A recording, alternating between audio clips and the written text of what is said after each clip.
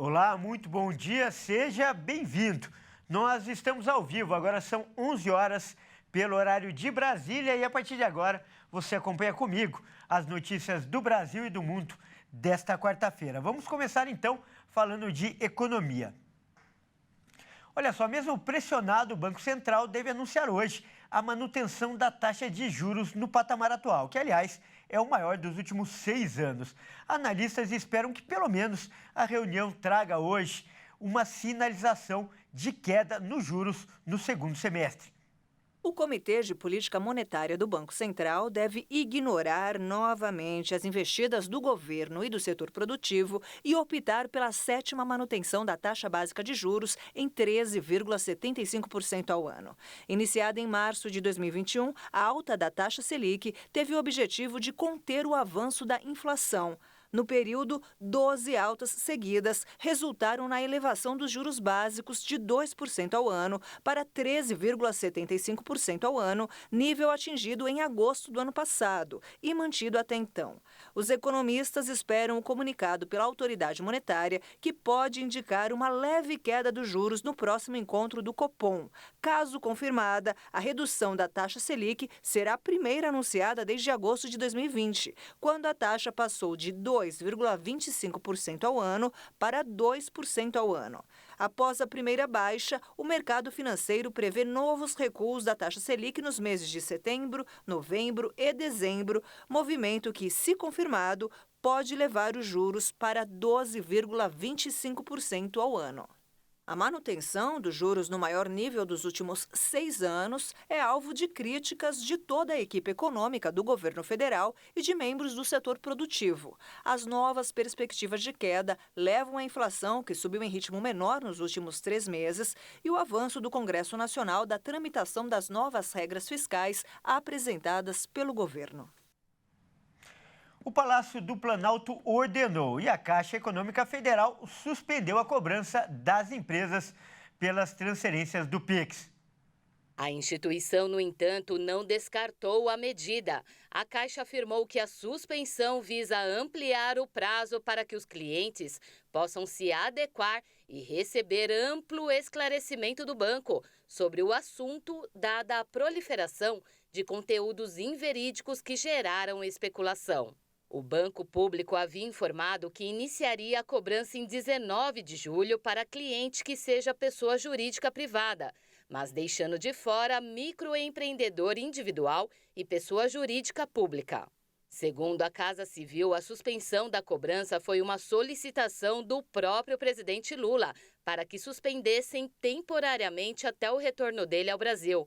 De acordo ainda com a pasta, a presidente da Caixa não esperava que a medida tivesse o alcance e a repercussão que teve diante de ser uma prática já adotada por outros bancos. De acordo com o banco, a cobrança foi autorizada por resolução do Banco Central em outubro de 2020 e é realizada por praticamente todas as instituições financeiras. Segundo a Caixa, a decisão pela cobrança já existia desde o ano passado e estava à espera de uma adequação tecnológica. E olha só, o presidente Luiz Inácio Lula da Silva foi recebido com honras militares pelo presidente da Itália, Sérgio Mattarella. O encontro aconteceu agora há pouco no Palácio Quirinale, que é a residência oficial da presidência italiana. A gente vai ver agora algumas imagens desse encontro. Lula caminhou sobre o tapete vermelho ao som dos hinos nacionais de ambos os países.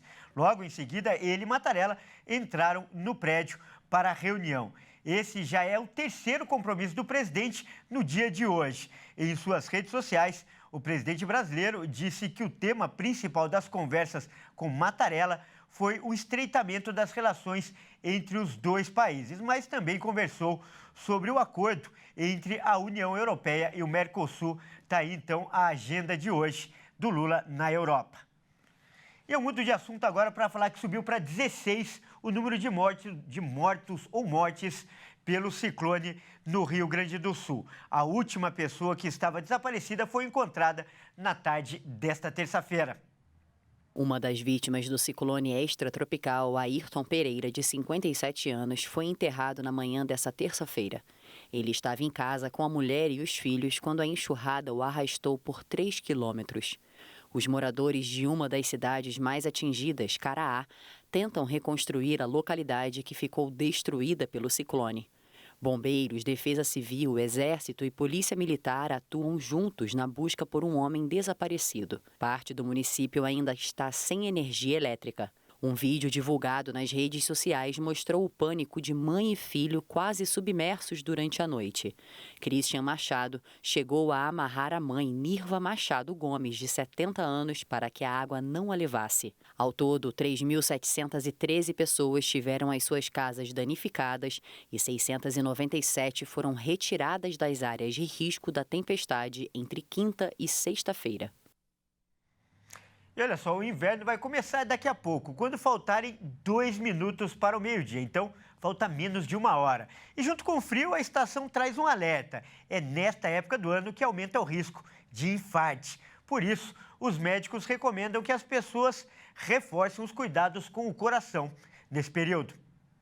O número de infartos cresce em média 30% no inverno em relação a outras estações do ano, segundo o Instituto Nacional de Cardiologia, com base em dados de pesquisas feitas em vários países do mundo. Eu conversei com um especialista que explica por que isso acontece e como deve ser feita a prevenção. Acompanhe. Isso ocorre devido a uma adaptação do corpo humano ao frio. Por causa do frio, na tentativa de diminuir a perda de calor, o corpo faz algumas adaptações, entre elas a vasoconstrição.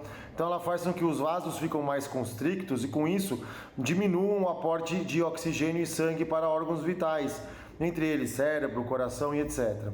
Além disso, essa vasoconstrição propicia um aumento da pressão arterial, que também é uma outra causa importante de infarto nessa população. Como podemos prevenir os infartos durante o inverno? É super importante durante a temporada de inverno e também de baixas temperaturas que alguns cuidados sejam tomados. O primeiro deles é manter uma hidratação adequada. A hidratação pode diminuir a questão da vasoconstrição e com isso diminuir a chance de outros eventos cardiovasculares.